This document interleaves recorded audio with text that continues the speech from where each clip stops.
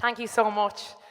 So you might have guessed from the repertoire you've heard already that I do have kind of a varied musical taste, and my own personal musical background is very much a hybrid of two genres.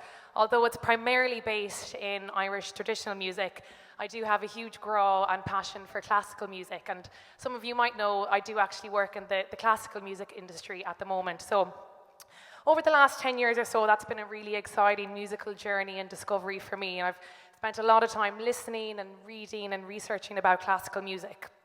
And what I find really interesting is people tend to describe music that they hear played in an orchestral manner or possibly sang in an operatic way as classical music.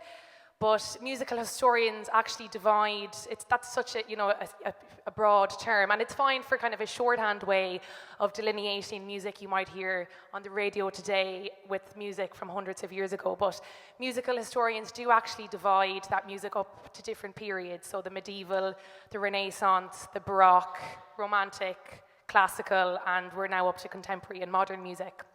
So we're going to play a piece of music from the Baroque era now that was composed by Johann Sebastian Bach.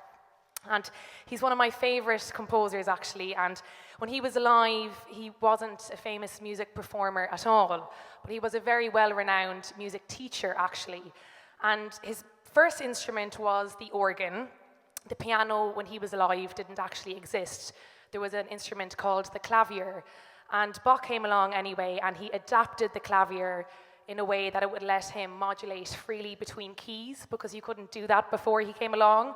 So he was actually the first ever composer to compose music in all 24 major and minor keys.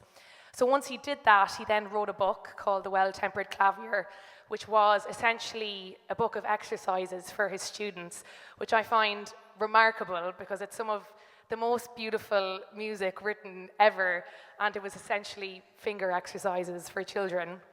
So we're going to play one of those pieces now, the first one, Prelude Number 1. And 138 years later, after he composed that piece, a French composer came along called Charles Gounod, and he put a melody line, superimposed a melody line on top of Bach's famous melody. And if we were to sing it tonight, it would carry the words of Ave Maria. We're just going to do an instrumental version, but this is Bach's Prelude Number 1 and Gounod's Ave Maria. And I'm going to move to the piano for this one.